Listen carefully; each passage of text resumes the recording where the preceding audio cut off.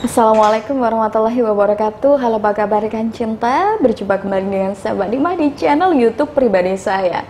Semoga hari-hari Anda selalu menyenangkan ya rekan cinta. Nah, khusus di video kali ini saya akan jelaskan 5 cara mengatasi kemarahan. Banyak sekali rekan cinta yang bertanya kepada saya, Mbak Dima, bagaimana sih caranya untuk mengatasi kemarahan yang saya rasakan? Karena saya itu merasa marah setelah diselingkuhi oleh pasangan. Sampai sekarang saya tidak bisa memaafkan dia, saya tidak bisa tenang. Yang ada hanyalah kemarahan dan kemarahan saja. Maka dari itu di video kali ini saya akan jelaskan 5 cara untuk mengatasi kemarahan.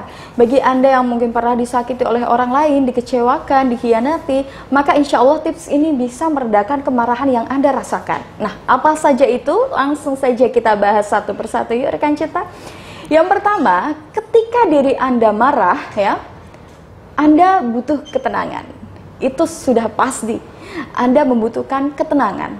Karena kalau misalkan Anda tidak menyendiri dulu, biasanya Anda akan lebih suka melampiaskan. Tiba-tiba secara tidak langsung nerocos saja begitu.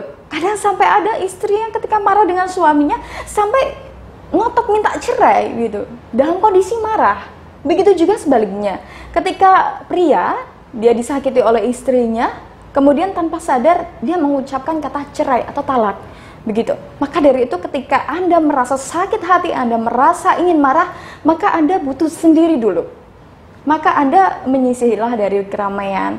Mungkin Anda bisa di kamar dulu, ya, atau Anda pergi ke taman dulu, ya. Anda harus bisa menenangkan diri Anda. Kemudian yang kedua, ketika Anda berada di tempat yang tenang, sadarilah bahwa kemarahan yang Anda luapkan itu tidak akan berdampak positif apapun dalam hubungan Anda. Contohnya, ketika suami Anda selingkuh dan ketahuan, ya, Anda melampiaskan kemarahan Anda di hadapan pasangan Anda, itu tidak akan berdampak positif pada hubungan Anda, justru akan memperkeruh keadaan. Begitu. Jadi sadarlah bahwa kemarahan itu tidak akan berdampak positif, begitu. Yang ada malah berdampak buruk. Kemudian yang ketiga, Anda harus mencoba untuk memaafkan apa yang telah terjadi. Karena segala sesuatu yang terjadi ini sudah atas kehendak Allah Subhanahu wa taala. Walaupun itu pahit ya, sesuatu yang membuat Anda marah itu adalah sesuatu yang sangat menyakitkan, tetapi Anda harus mampu untuk memaafkannya. Karena setiap orang itu kan pernah melakukan kesalahan. Setiap orang memiliki kelebihan dan kekurangannya masing-masing. Maka dari itu cobalah untuk memaafkan. Bukan untuk dia memaafkannya, tetapi untuk diri Anda sendiri kok.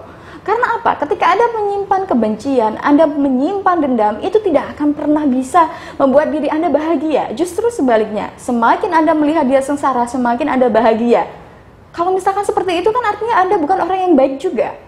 Maka dari itu ketika Anda sedang merasa marah, ya, kemudian Anda sudah menyadari bahwa kemarahan itu tidak akan berdampak positif. Kemudian yang ketiga adalah Anda harus bisa memaafkan.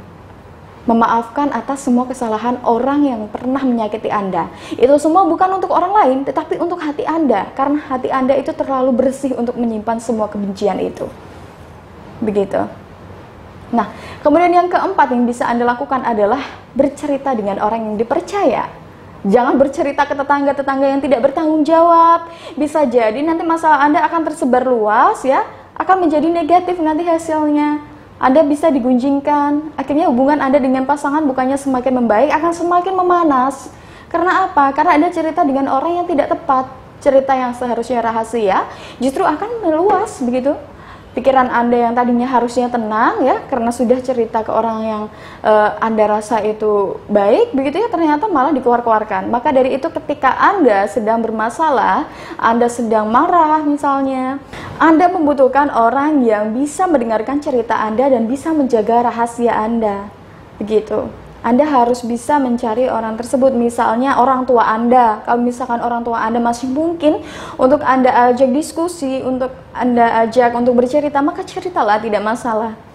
Atau mungkin sahabat Anda. Tetapi sekali lagi rekan cinta, Anda harus benar-benar jeli dalam memilih teman curhat. Jangan sampai orang tersebut justru akan membocorkan hal-hal negatif atau aib Anda ya kepada orang lain yang akhirnya merembet kemana-mana. Begitu. Nah, kemudian yang kelima yang bisa Anda lakukan adalah dengan melakukan terapi. Salah satunya adalah dengan melakukan terapi hati. Di sini saya menyediakan salah satu terapi hati, yaitu khusus untuk menyembuhkan berbagai jenis penyakit hati. Segala jenis masalah hati Anda seperti kecewa, dendam, benci, atau mungkin Anda menyimpan rasa sedih, rasa cemas, insya Allah bisa diterapi dengan menggunakan terapi hati. Nah, terkait dengan menggunakan terapi hati ini juga bisa Anda tanyakan langsung kepada saya di 08125883505. Insya Allah dengan melakukan terapi hati ini, sedikit demi sedikit rasa sakit hati Anda akan bisa ternetralkan sehingga Anda menjadi pribadi yang bisa berbahagia lagi, menjadi pribadi yang memiliki kebaikan hati, ya. Karena sekali lagi misalkan Anda menaruh dendam dan juga benci di dalam hati Anda, maka hati Anda akan selalu menjadi hati yang buruk, hati yang sakit, sehingga sulit untuk menerima kebahagiaan. Begitu, sulit juga untuk merasakan kebahagiaan dan kedamaian.